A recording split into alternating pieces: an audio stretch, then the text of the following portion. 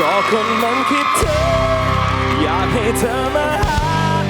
อยากจะมีเวลาเจอเธอลำพังเหมือนที่เคยแค่กอดกันเท่านั้นไม่ได้คิดจะทำอะไรที่มันเกินเลยก็มันคิดถึงเธอจะมาหาหน่อย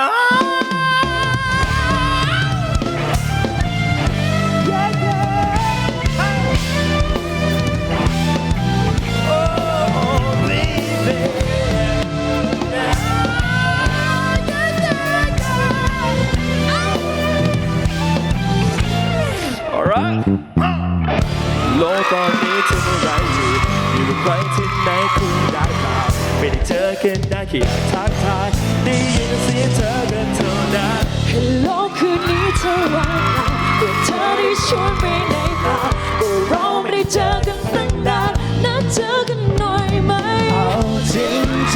ไม่ยอมเข้ามาไรทนไม่ไหวสุดท้ายต้องบอกเธอ Let's go ก็คนมันคิดถึงอยากให้เธอมาหาอยากจะมีเวลาเจอเธอลำพังเหมือนที่เคยเกิดแค่กอดกันเท่านั้นไม่ได้คิดจะทำอะไรที่มันเกินเลยก็มันคิดถึงเธอจะมาหา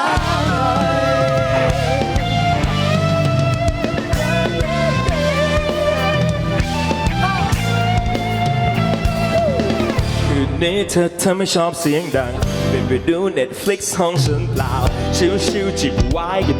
ยาวฉันเตรียมให้เธอไว้หมดแล้วนานแล้วทำไมมาพบกันห้องฉันอยู่ไหนจำได้เปล่าที่เดิมที่เต็มไปด้วยเรื่องราวของเรา